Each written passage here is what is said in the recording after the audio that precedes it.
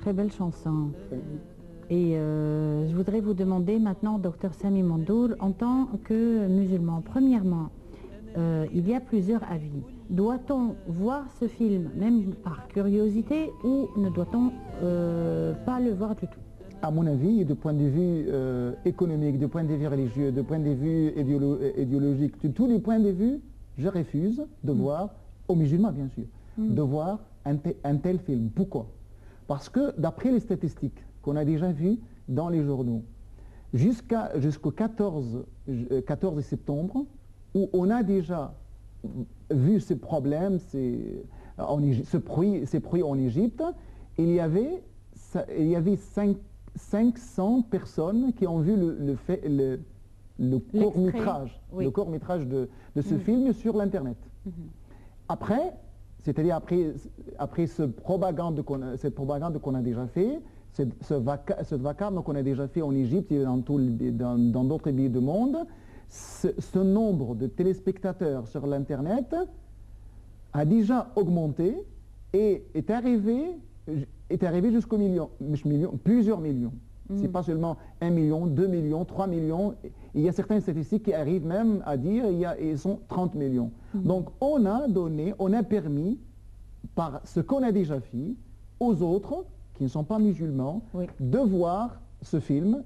Deuxième, on a permis à ce film d'avoir une diffusion très large dans tout le monde. Donc on a fait gagner les producteurs de ce film, le réalisateur de ce film, puisqu'il a gagné. Quand il y a une personne qui voit le film sur l'Internet, vous croyez qu'il y a quand même un certain aspect économique du problème. Donc on a fait une propagande en faveur de ceux qui ont déjà fait le film, d'après mon point de vue. Donc c'est un refus catégorique. Oui, catégorique de voir un tel film parce que ça encourage et ça aide à diffuser et rediffuser le film partout. Ça, d'une part, on l'a bien compris. Oui. Et c'est un message à adresser à tous les musulmans et à tous les gens. Exactement. Et même s'il y a un livre qui... Moi-même, j'ai beaucoup lu des ouvrages où il y a des attaques pires que ça. Mais si on a dit, il y a un petit livre qui attaque l'islam, on a fait des problèmes. À l'Azhar, toujours, on a toujours des livres, on fait des rapports sur des livres qui contiennent des attaques, des calomnies contre l'islam, le prophète et le Coran, et ainsi de suite. Mais on ne fait pas de propagande. On dit, voilà, il y a certaines attaques, il y a certaines prétentions, il y a certaines calomnies, il y a certains problèmes dans ce livre, mais on ne fait pas de propagande. Et donc, si on a dit là des manifestations, il y a telle chose, donc on fait de propagande gratuite pour ces gens-là. Pour un film qui ne mérite même pas d'être vu. Oui, même de point de vue cinématographique, d'après les analystes. De toutes les manières. Oui. Bon, ça c'est clair. On voudrait passer à un autre point maintenant. Notre rôle en tant que musulmans, maintenant face à des attaques pareilles, que devons-nous faire? Quel est notre rôle?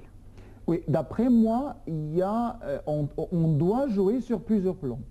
C'est-à-dire le rôle des musulmans, pas du musulman, doit être sur plusieurs plans, bien sûr plusieurs dimensions.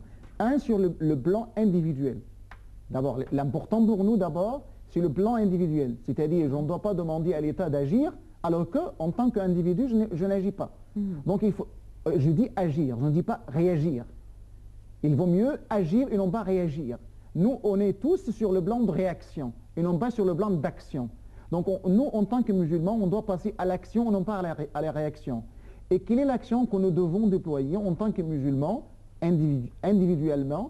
Moi, en tant que musulman, je dois prendre le prophète Mohammed sallallahu alayhi wa sallam en tant qu'exemple, en tant que modèle à suivre. C'est-à-dire, nous avons toujours mentionné le hadith du prophète. Quand on pose une question à Aïcha, on a déjà posé une question à Sayyida Aïcha, la mère de croyants, en lui disant qu'il était le caractère du prophète. C'était sa femme, juste qu'on explique. Oui, bien sûr, quand on pose la question à la femme de quelqu'un, donc c'est la femme qui doit avoir un savoir complète, connaissance complète sur la personne du prophète. Donc il a dit, son caractère est le Coran. Son caractère est le Coran. Ou bien dans une autre version, il était le Coran, un Coran qui marche sur la terre. Et on traduit autrement, c'était le Coran vivant. Imaginez un musulman qui concrétise, qui incarne le Coran quand il agit, quand il est chez lui, à la maison, avec ses enfants, avec ses parents, avec sa femme, quand il était dans la rue, avec les gens, dans le bus, dans le métro, dans tous les moyens de transport, comment agir avec les gens qui sont avec. Il n'y avait pas de bus ni métro à son époque. Hein? Ah oui, bien sûr, mais je dis quand même maintenant le comportement des musulmans, comment les musulmans doivent agir dans la vie. Oui. Quand il était dans sa boutique, dans son magasin, dans son école, dans sa faculté, dans n'importe où dans la vie, il doit agir en tant que musulman. Il doit agir en tant que, je ne dis pas prophète, mais il doit agir comme le prophète Mohammed sallallahu alayhi wa sallam. Avec les femmes, comment le prophète agissait, donc on doit le faire. Donc là, si je concrétise, je représente le modèle du prophète Mohammed sallallahu alayhi wa sallam dans notre vie, sur tous les plans, notre vie économique, notre vie politique, notre vie spirituelle, notre vie, peu importe. Donc dans ce cas-là, je donne une image plus ou moins exacte des musulmans.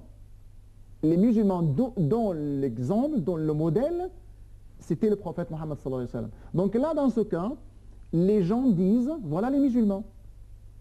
Mentionne les musulmans parce que les musulmans sont des gens qui cherchent le progrès, qui cherchent la modernité, qui cherchent la modernisation. Ce sont des gens qui se caractérisent par la tolérance, par la clémence, par la miséricorde, par la compassion, par tous les caractères par toutes les valeurs universelles auxquelles l'islam nous a appelés. Là, dans ce cas-là, on va essayer de donner le bon exemple. De donner le bon exemple pour défendre le prophète Mohammed sallallahu alayhi wa sallam. Puisqu'on dit, si vous dites que le prophète est un homme violent, voilà, imaginez tous les musulmans, et ce sont des gens qui ne se comportent pas violemment avec quelqu'un d'autre. Mais si on voit des images chez nous, il y a des musulmans qui sont têtus, il y a des manifestants qui entrent en conflit avec les soldats, et il y a des soldats qui doivent être blessés et des manifestants qui doivent être blessés ou tués dans d'autres lieux. Donc imaginez l'effet de ces actions en Occident ou bien chez les gens. Voilà. On dit, voilà le film qui dit les musulmans, le prophète, un homme qui appelle à la violence et qui est un homme qui est violent. Et voilà l'image des musulmans. Les gens qui sont là, vous donnez une certaine crédibilité au film par cette manière-là. Donc ça m'amène, puisqu'il nous reste très peu de temps, docteur, une minute peut-être, à ne pas vous poser ma dernière question, qui est que pense l'islam de ces comportements? Vous les condamnez.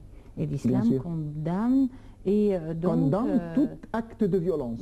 Tout acte de violence. Je dis non à l'extrémiste, non à la diffamation des autres, non à la calomnie des autres, non à l'agression des autres, non à tout ce qui peut toucher à l'âme humaine, à l'individu humain, que ce soit sa confession et que ce soit son idéologie.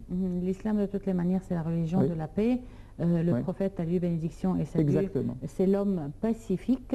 Et quand vous dites qu'il incarne l'islam, c'est-à-dire qu'il incarne tous les bons principes. On peut donner milliers d'exemples qui montrent quand même la miséricorde du prophète Mohammed sallallahu alayhi wa sallam et la clémence. Oui, il y a plusieurs exemples. Si on essaye de donner l'image du prophète, voilà, c'est ce que le prophète a fait. Essayez de voir l'histoire. C'est ce que nous allons faire, docteur, au cours des éditions suivantes.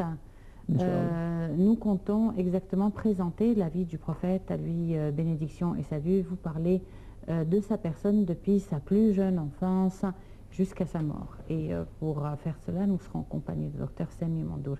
Je vous remercie de nous avoir suivis, je vous remercie beaucoup, docteur. On se retrouve donc la semaine prochaine à la même heure avec la vie du prophète et ce sera le thème qui nous intéresse. Au revoir.